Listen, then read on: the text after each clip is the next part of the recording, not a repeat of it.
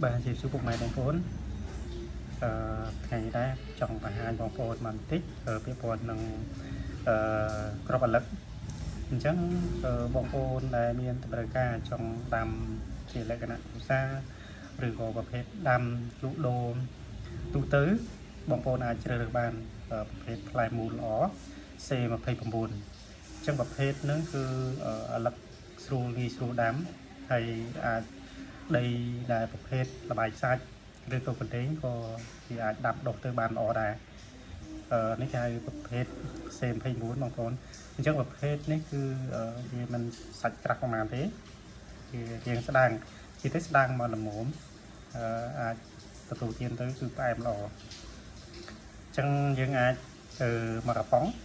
យើងអាចដាំបានរហូតដល់ដីចន្លោះថាជា20 អាជាងអាច20 អាជាងគឺយើងអាចដាំបានអញ្ចឹងក្នុងហិកតាយើងអាចប្រើចន្លោះចូលរហូតដល់4 កំប៉ុងអញ្ចឹងអ្នកដែលដាំលក្ខណៈផ្ទាល់ដីអាចគាត់ប្រើប្រហែលជាខ្ទង់4 កំប៉ុងឬក៏5 កំប៉ុងចន្លោះហ្នឹងអញ្ចឹងបងប្អូនដែលជីវអាចមានតម្លៃពិសេសជូនណាតែប៉ុណ្្នឹងតម្លៃខ្ញុំមានតម្លៃពិសេសជូន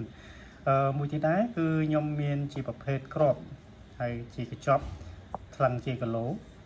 អានោះធូរថ្លៃជាងប្រភេទកំប៉ុងទេដោយសារមានការធ្វើស្រឹបស្រាំងហើយក៏ការបដុសការនិយាយទៅវាដុសហាក់ឯតែគ្នាទំហំនៃការដុសគឺយើងធានាទៅលើប្រហែលជាខ្ទង់ 90% ដូចគ្នាកំប៉ុងក៏ដូចគ្នាហើយប្រភេទក្របប្រភេទក្របក៏ដូចគ្នាដែរអញ្ចឹងបងប្អូនដែល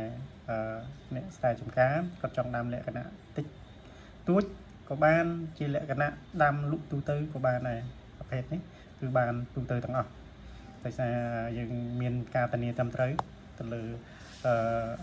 ការដាំដុះអញ្ចឹងបងប្អូនដែលមានតម្រូវការអាចទាក់ទងមកខាងខ្ញុំបានខ្ញុំនឹងដាក់លេខទូរស័ព្ទនៅក្នុងវីដេអូនេះតែម្ដង